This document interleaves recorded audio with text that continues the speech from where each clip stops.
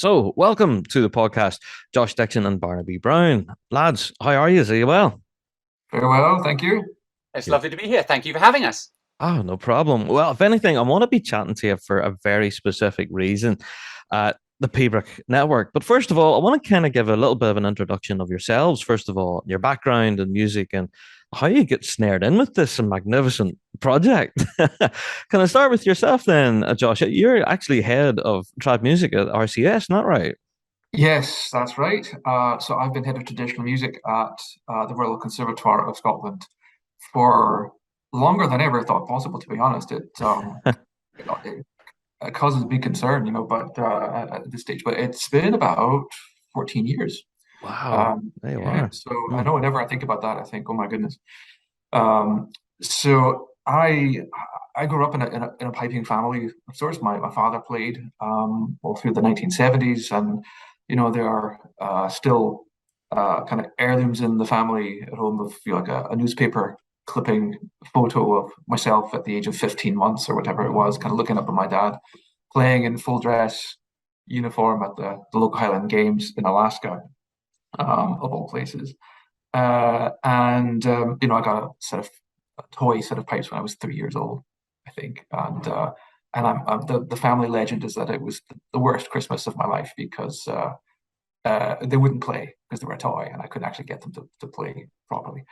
Um, so yeah, so it's been in the house. It's been in my life for a while, and I uh, took up kind of more formal training in pipes when I was a little bit older than three, but that led me to Scotland, really, amongst other things. I really wanted to know what life was really like in Scotland when I was in my teens, and without holding to any particular illusions. And so I took the chance to go to university in Aberdeen when I was 18. So I came to Scotland for that. I didn't know anyone in the hemisphere, but I felt like I was driven by this idea that it was the right thing to do for me, and that's worked out really well. I think I really felt fortunate to be able to have fallen into the laps of the Aberdeen University Celtic Society in the early '90s, kind of mid '90s, and I had a degree in Gaelic studies then at that point, Gaelic language, um, and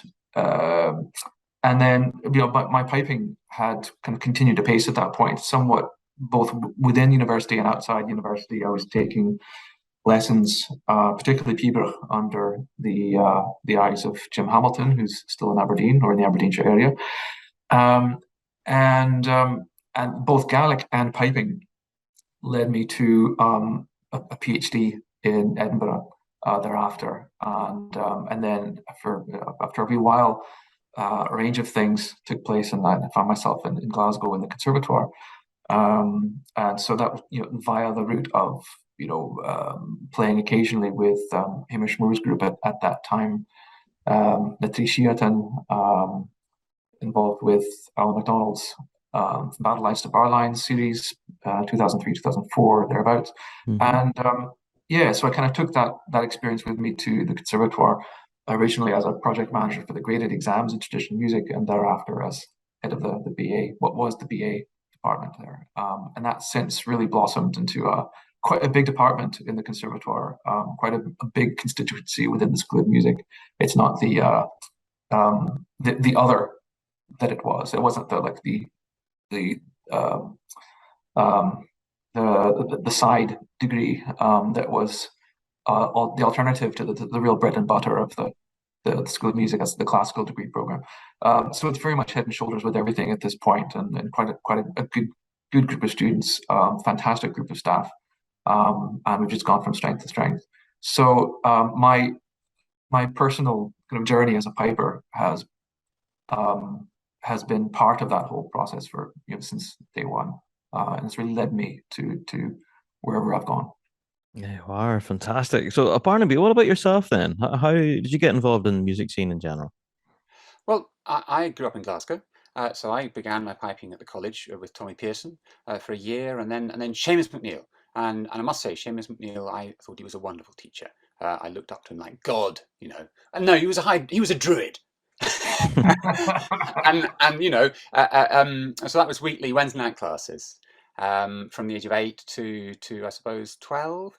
But the most inspiring people I had at that age was actually with old Fred Morrison, okay, Fred's dad. And I've just, it was an incredible experience, because there I was, quite kind of, an upstart 10-year-old maybe, who knew how to read music, okay, because I made, my first early sort of music education was making bamboo pipes, okay, with a wonderful Swiss lady who got us to compose our own music, make instruments. We made these instruments hole by hole, and I learned to read music sort of one note at a time, with a bamboo pipe that I'd made myself, and I loved that. So anyway, I could read music. Now, old Fred, when I started questioning him and saying, but that's different to what's in the Colberry book that we were looking at, and he got so angry. His blood boiled. He was ready to rip up that book, because and it left a deep impression on me. The fact that this guy passionately knew what the music was about, but it really did not correspond to what was on the page. So that was one of my early Pembroke experiences. And then I had a wonderful kind of, meandering voyage. I got fed up with the Knightswood Novice Juvenile Pipe Band and playing in the rain at Cowell, waiting, 6 hours if you're playing first, and for the march past at the end, and in the rain. I loved watching the drum majors, okay? That was what kept me in the band, all right? There you go. I just thought it was fantastic, and I loved the drumming. I thought that was really creative. The sort of that was where the creativity, the invention, the fun, the innovation was. And I found the piping boring. I have to be honest. If there was no creativity, you were trying to sound. You were 16 pipers trying to sound like one. Cassette tapes were being distributed. I was having flute lessons. I was having piano lessons. I gave up the pipes, and I didn't touch the bagpipe for 10 years. During that time, I became I really put my energy into flute playing. I was principal flute of the National Youth Orchestra. Did 2 years, playing in the Royal Albert Hall, and doing big things with a symphony orchestra. Loved that. Great conductors. I then did a music undergraduate degree at Cambridge, and sang 5 days a week with Gonville Keys College Choir. So we were sight reading different music every service, with 3 services a week, and never repeat anything. So huge amount of music. I mean, it was the best possible music education. Amazing range from the 8th century to music that was written yesterday. And in my last year as an undergraduate, I had to do a dissertation, and I discovered in the Cambridge UL the People Society books, and realised I did actually have a couple of them on my shelf. I think I had books 6 and 7 on my shelf. And I discovered the whole collection in the Cambridge UL, and suddenly my childhood experiences, old Fred, Seamus, came back to me, and I did my 3rd year dissertation on Pembroke. And that's what brought me back. And a couple of years after that, by that time I was playing Baroque flute. I was interested in historic, what's now called historically informed performance. So you're looking at manuscripts and figuring out how things might have sounded 300 years ago. And I realised that nobody was doing anything of the sort with Pembroke. It was treated like a folk music. It wasn't treated like Bach or Mozart or Monteverdi. It was kind of outside the university or conservatoire environment. It was not understood. People were clueless. I was in a very prestigious music faculty. They knew nothing about Pembroke, and that fired me. And so I, from that point on, mentored, I suppose. I met Alan MacDonald, I met Peter Cook, Bridget Mackenzie, Keith Sanger, Hugh Cheap, people who were doing research into Pembroke, and it was Donald McPherson who I really found inspiring. And I was privileged. Oh my goodness, I've realised how privileged I was. I had hours and hours and hours and hours with Donald on the task of interpreting all the unpublished, all the Pembrokes that fell out of transmission. Okay, that was what I was interested in. I'd gone through the Campbell Counterrock. I'd got hold of of a microfilm from the National Library of Scotland of the 2 volumes. Okay, 400 pages of Heatherum Horderum. And I was living in Berlin at the time, over a microfilm scanning bureau. So the microfilms arrived from the National Library. I hopped downstairs and got them scanned. And I actually wrote, I was terribly proud of myself. I wrote a script to process the images and print them out. Okay, that was the first time I'd ever written a script, but I managed to print out the entire Campbell Counterlock, and it had horrible microfilm scratch marks through it. Okay, but I think was one of the first people to have access to the whole thing. This was in 1997. Wow. And I printed. Yeah. I made 3 copies. I posted one to Franz Bassmann, one to Roderick Cannon, and kept one myself. And just set myself the task of transcribing all the unpublished tunes, the ones that weren't in the People's Society collection. I figured out, what were they? Franz Bassmann helped me with all the concordances, and Roderick Cannon also had his concordance tables. But Franz, wow, he was a serious researcher. I mean, formidable. And so there were lots of corrections to the People's Society's concordances, which were inherited from Archibald Campbell Kilberry, from the Kilberry papers, constantly being sort of corrected. Franz made huge additions and corrections. And so my undergraduate work was kind of integrating all the concordance work that had been done. And that just then continued. And so Alt Piebroek was born as a result of that undergraduate dissertation, then evolving over the years. And then when I came back to Cambridge, many 20 years later, to do a PhD, I sort of tidied up further work, further discoveries, more sources, so that it was just so that you could be rigorous and you wouldn't miss anything, so that when you wanted to learn a tune, say the Blue Ribbon, you wouldn't hit that terrible confusion of discovering, but there are actually 3 different tunes all called the Blue Ribbon. Yeah. Well, which one do I want to learn? And then you discover that that Blue Ribbon goes under different names in other sources. So if you just want to get all the evidence for this Blue Ribbon, not that Blue Ribbon, together, it was impossible. I mean, completely impossible. So that was my work. And that was what I handed over to David Hester.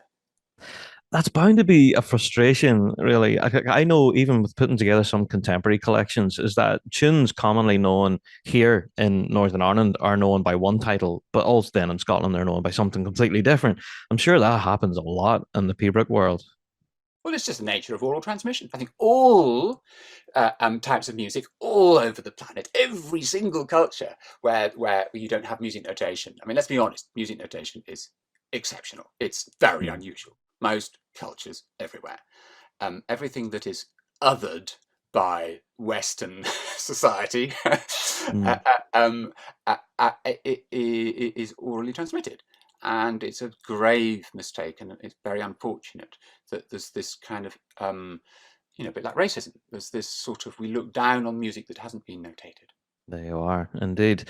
Well, I have to say, this new resource that Pipers have at their fingertips has been, I don't know, there's so much information on here for those who want to get really heavy into their research and everything into the subject, but also for complete beginners like me, who my only background on Piebroek is Dan Nevin's book in recent years, Piebroek is for Everyone. I read that book initially and I went, wow, I now kind of suddenly understand everything. So that book was really my introduction. And then with the announcement recently, the press release about the establishment of the Piebroek Network, do you expect more people to get introduced to Piebroek now as a result of this, Josh? Yeah, well, we certainly hope to. That is the inspiration. That's the drive we've had, and that drive goes back all the way to David Hester back in 2013. He was an American. I want to say, Barnaby, correct me if I'm wrong, but he had a biblical scholarship kind of background, didn't he? He was involved in kind of rhetoric, the rhetoric of biblical. Yes. Yeah, I mean, his sort of research background was biblical studies and the history of rhetoric. Yes, yeah, that's right. And he, at some point, there was this, like all of us, there's a light bulb moment that happened with David. I never actually knew him. I never met him. David or Barnaby, you were the one who really worked in depth with David back in 2013 to set up altpiebroek.com, or the Alt Piebroek Club. And his zeal, his vision, along with Barnaby's, was very much to make this as publicly accessible as possible, to create, in effect, a research database, but not just research in the sense of of a book on a shelf, or papers collecting dust in a library. This was about artistic research, about performance-based research, practice-based research. It's about, in a sense, the phrase he himself captured back then, learning, living Pibroch. It was about taking the oral formulaic nature of Pibroch, or what we can glean from it today, which has survived very much thanks to the journey of Pibroch up to now, and the work of so many stakeholders over the last century, a couple of centuries even, taking that and trying to take a historically informed performance perspective and a kind of methodology in order to fathom how Pibroch might, or what was the vigor, what was the vitality and the variability of Pibroch as an oral traditional culture and product of that culture, and how can that be translated to work today? So obviously, of course, that journey then crossed paths with Alan MacDonald, who, of course, in the mid-90s had his MLit thesis, which set the Heather on fire with regards to the a more historically informed perspective on Pibroch as a living thing. And so Alan was involved certainly between 2013 and 2019. And so David's zeal at that point, his vision was to make things really publicly accessible, to create a database, not just for quote unquote researchers, but for artists, for pipers, for musicians everywhere. And to make the early repertoire of Pibroch as accessible as the Kilberry book has been. He was wonderfully practical, and he wanted to make things accessible and comprehensible because he came in, as a violinist and as a piper, so a kind of broad musical background, and he was a rebel, and I think he believed in being a rebel in order to elicit change and imagination and innovation. So that was his strategy. Okay, it was self-conscious, and he it was exciting. It was terrifying working with him because he was a real rebel of the best sort, free of any form of shackles. And that I think there has been a transition. And I'm just so pleased and grateful to Josh and to the Royal Conservatoire of Scotland for taking in what had been a personal website by an amazingly energetic and inspired man, David Hester, with me in the background, feeding him things because I was a researcher and I, paid for by the taxpayer, and I sort of felt a duty to support anyone who asked. But the speed with which he moved, my God, it was scary. And so the what's I suppose happened, I could characterize it in a sentence, is going from it being the innovation, the innovative, risk-taking experimental ideas of one individual, to a vehicle to allow everybody from every walk and talk and tradition within the whole Pibroch ecosystem to be able to discuss and share and explore in safety, and not feel that their ideas are going to be bitten, jumped on, squashed, or made to feel inadequate. And that I think is important. It's a place where it's safe to be experimental and to explore other ways, because it's not the Alan MacDonald site or the David Hester site or the Barnaby Brown site. It is a site for innovation, artistic vigor, and imagination, open to everybody. Oh, I love that description. I think that's very accurate. So I think for those who are actually watching the video right now on YouTube, we're actually going to have a quick look at the website here. So this is pibroch.net. For those listening on the show, I would urge you to go and have a visit at this website. Honestly, a very quick, feature on a podcast or on a YouTube video here right now is not going to do this website justice. There's so much material here. For those who have a real in-depth interest in Pibroch, but also for those like me who have very little understanding, I can obviously learn so much from this website. So as for, we've already noticed here that it's not just for pipers, it's for a wealth of other musicians as well who could use this as quite an amazing resource. So, Josh, have you any comments on the site? What do you believe people would gain from this? Absolutely. As you're seeing there on the shared screen, it's really we're trying to create a sense of interdisciplinarity and Mm, complementarity. We want people to come together and discuss, to respond to each other's ideas. But all that, of course, comes from it can only come upon a foundation of information and the source material itself. So at its heart, it's really about gathering together the primary source materials, published or unpublished, up to the what I might call the mainstream age of Peterbrook. So I think we have all the again, thanks to David and Barnaby, from about 2013 onwards. There's about all the published and unpublished manuscripts that we know of in Peterbrook, mm, up to about 1854, are there on the site, and they're organized in such a way that it should be pretty easy for someone of any level, age, or aspiration in piping, or indeed any other musician or researcher or anything at all, to be able to go to that top navigation menu that was there on the shared screen, go to mm, source material, or go to sources, or go to explore, and you could source. You can either type in any particular tune that you might know already, or if you don't know anything about Peterborough, you might go straight to the source materials, and you'll see, oh well, we've got listed all the sources from Joseph MacDonald 1760 up to Angus Mackay's and other specimens of Calthrach and the published collection and the unpublished manuscripts in the 1830s and so on up to mm. 1854, and also non-piping sources. This is something that was very important in the construction of the material and the gathering of the material for the database, was being able to incorporate uh, source material relating to Pibroch, but coming from non-Pibroch or non-piping sources. So Yeah. Oswald's Caledonian Companion of the 1740s, Daniel Dow of the 1770s, MacDonald's Highland Vocal Layers of 1784, and so on. All these materials, which are ostensibly violin music or not necessarily specific to one instrument, will have artifacts, the tunes that pipers will know within the Pibroch repertoire, featuring there, and so they become artifacts of their time and their place.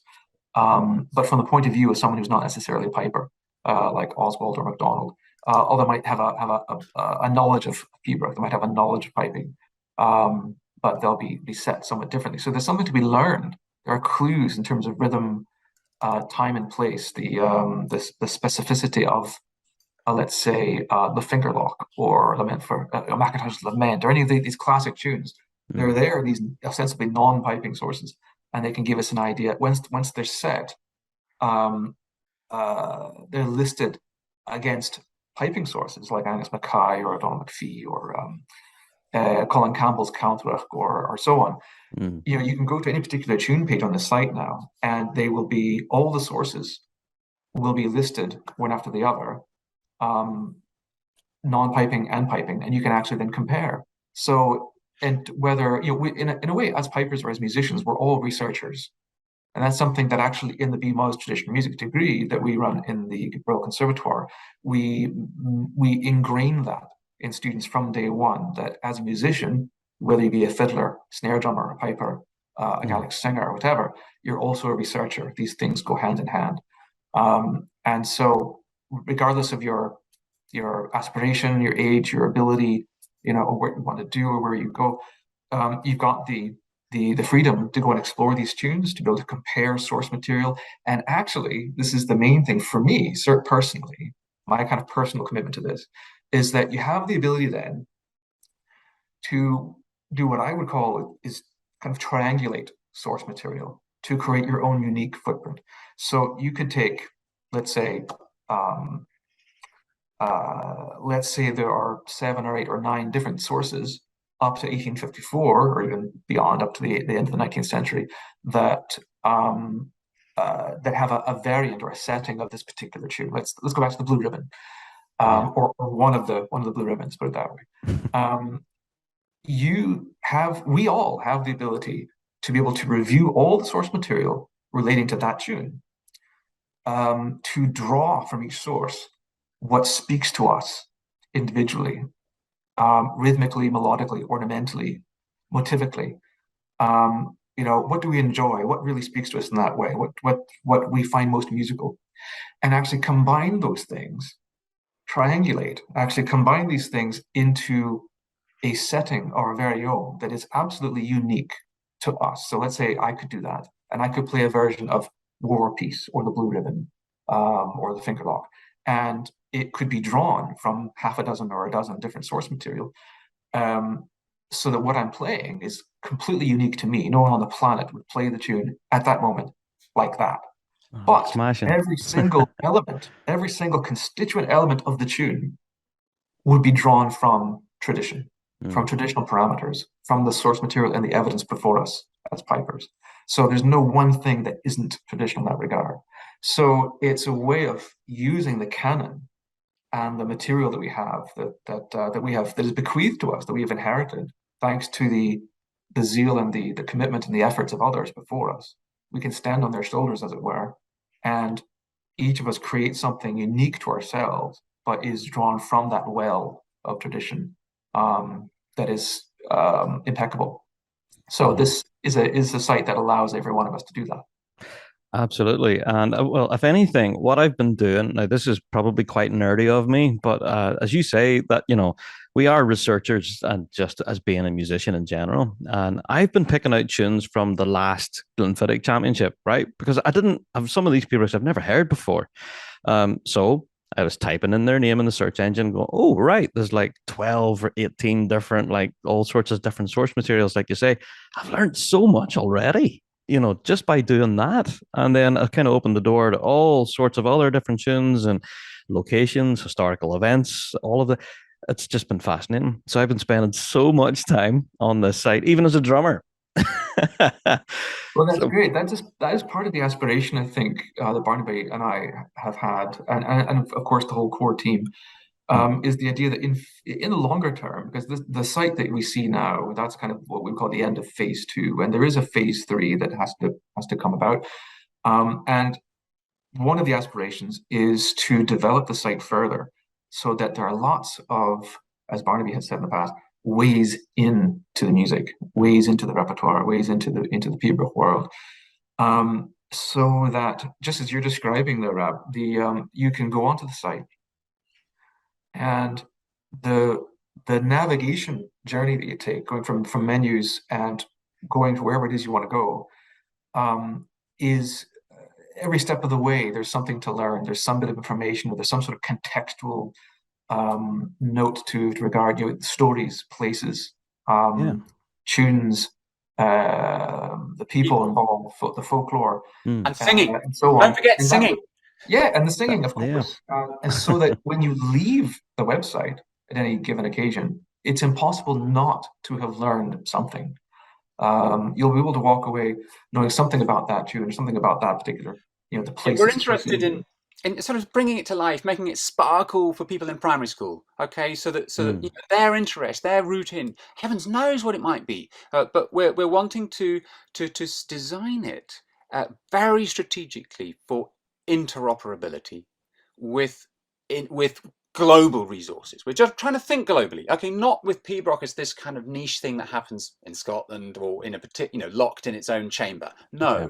We want the most mainstream resources to all find it. Big one, Google Maps. As you're driving past Colin Campbell's cottage, okay, just a little bit north on the coast from Ardmaddy Castle, up pops as a little historic site. Colin Campbell lived here, author of Campbell Counter-Rock. Click the link, it takes you straight to a Peterborough Society resource, the Peterborough Network resource, that sort of thing. Yeah. And Historic Scotland, all those buildings. There's a wonderful resource, Canmore, where it's community driven. People archaeologists can upload the latest information, and these relate to the stories of the tunes. So if you're wanting to learn about, Killiacreast, okay, which church was burned? When was it burned? Well, it's well, the stories are attached to different places, but the strongest candidate is it's somewhere, and you can learn all about that story and what actually the music's all about. And my goodness, it changes how you play the tune when you know about the event that it commemorates. That's it. Well, folks, I have to say I am absolutely a fan of this project, and now with the recent press release that we've seen there in August about the funding, I think the future for the site is actually very bright. Do you want to tell me about the recent funding, Josh? Yeah, absolutely. You're absolutely right. That was something very, very welcome, and it's something that can help to ensure the long-term viability of the site. The site itself, as a legacy of David Hester's original altpbrook.com, is all about the long term. It's a slow burn in a certain sense. I mean, things have had a good pace so far. Things have been we've been able to develop things fairly quickly within the last year. But it is about the long term, and so the um, the endowment fund that's been created, thanks to the generosity of its benefactors, provides for a modest kind of income that comes from the kind of the interest of the capital in that regard. So as a permanent endowment fund, it's not an absolute fortune, but it's enough to provide a kind of a baseline that enables us to start to leverage for further fundraising in turn from different stakeholders, research councils, and so on and so forth, to pay for things that can allow for the collecting of copyright information, for estate papers, and it will just allow us to start to create a more strategically developed list of projects that we can then start to begin at the conservatoire and deal with partner organizations like the Piping Centre and others. If I could jump in there, there's something symbolic here. Well, two things. The first is that this is what I've seen over my lifetime, from growing up in Glasgow in the 70s, and the position of piping then, excluded from your conservatoire or universities. We wouldn't dream. In fact, I know one of the governors at the what was then Royal Scottish Academy of Music and Drama, asked provocatively in about 1984, early 80s, shouldn't Scotland's Conservatoire teach the bagpipe? Laughter. The question wasn't answered. It wasn't a serious question. Wow. The response at board level, this is 84, long time ago now. Yeah. So we've been on a long journey. And so what I feel is important about this endowment actually is it's a leveling of the playing field. And so I've worked in lots of different traditions, and actually there's just something wrong, something unjust. This is about diversity, inclusion, and equity. The Highland bagpipe, not just pibroch. This is not about pibroch. This is about the most prestigious musical instrument of Gaelic Scotland and Ireland at an early period, and it's been kind of appropriated by Scotland. But you go back to Angus Mackay, and McCrimmon studied in Ireland, all right. So there's an important and tunes. We've got so many tunes with Irish connection. So this is part. It's an international tradition that has been pushed down and suppressed and put into a little corner, and this there's a lot of bad othering that results from colonialism.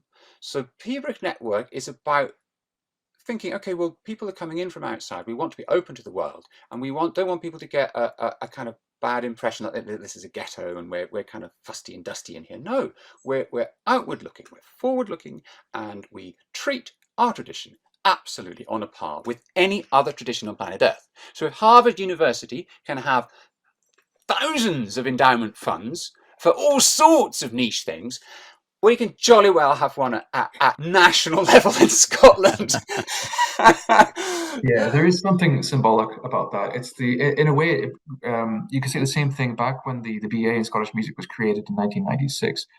There was very much a symbolism attached to that. There was a political and a cultural and symbolic significance to the creation of the BA degree, because it was about capturing and recognizing the value of Scotland's traditional music at the highest level of conservatoire training. And that's continued unabated. It's gone from strength to strength up to the current age of the BMUS traditional music and its inclusive nature. It's, as a department, its music is very much Scottish, but as a department, it's quite global. We have people from all over the world. And so we see the same political, cultural, kind of a cultural significance attached to the endowment fund currently for the Pembroke Network, because it shows the conservatoire as a national conservatoire, as a high national institution, and of course the benefactors of the trust placing something into the fabric of the institution that is going to mean an attention being paid to Pembroke, and of course symbolically wider still to the Highland bagpipe as a long-term prospect and as at the level that it should. And of course, that in itself was also presaged by the partnership of the National Piping Centre, which goes back about 2001. So for over 20 years, we've had that partnership with the Piping Centre, which is again, that meant the offshoot degree, the actual specific degree in Highland piping, alongside the traditional music degree, again, is continued strength to strength. So there is a sense that the endowment will lead to many things, but it's symbolically just as strong an indication of the health of the future as has the partnership with the Piping Centre been, or indeed the creation of the bachelor's degree back in the 90s.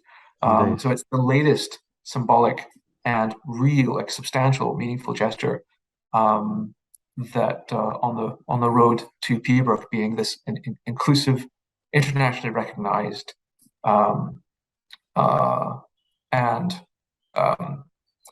inclusive form of music that cannot just be the reserve of an elite few. That can be something we can extend to the primary school classroom, the high school classroom, and all sorts of musicology seminars and so on, universities all over the world. I think it's also terribly important to be inclusive. I talked about the inclusivity with other musical traditions, but within Pembroke, there are so many different communities who all have a different kind of engagement with Pembroke, and we want to level the playing field there so that people don't feel excluded from what's a magnificent musical tradition and a very deep and rich one, which you can look at and engage with from all sorts of different angles, and they're all valid. They all have their authenticity, and they all have deep roots. I mean, some people. Let's just take Alan MacDonald, okay, as an example. He's not a kind of solo. He's part of a long lineage of people who felt uncomfortable with what was happening in competition. That goes right the way back to the very earliest sources. So it's, so he's kind of picked up that. And so I think you have in every walk of life, you have something that's established, and that is maybe the conservative, the orthodox, canonized version of events, and then you have other views around it, which actually bring it to life and make it more interesting. You could take a church as an example. There are many churches, and I think within Pembroke, we'd like Pembroke Network to be part of an awakening and making it acceptable for people who felt excluded.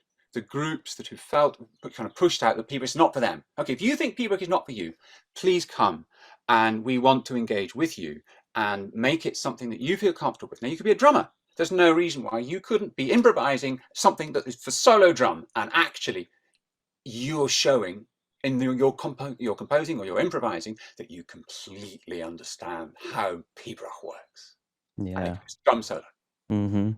Oh, absolutely. And I have to say, folks, it's an absolute amazing resource, and full congratulations on all of your work to date. But as we can hear, that there's a wealth of work still ahead of you. So I do wish you the best of luck with that.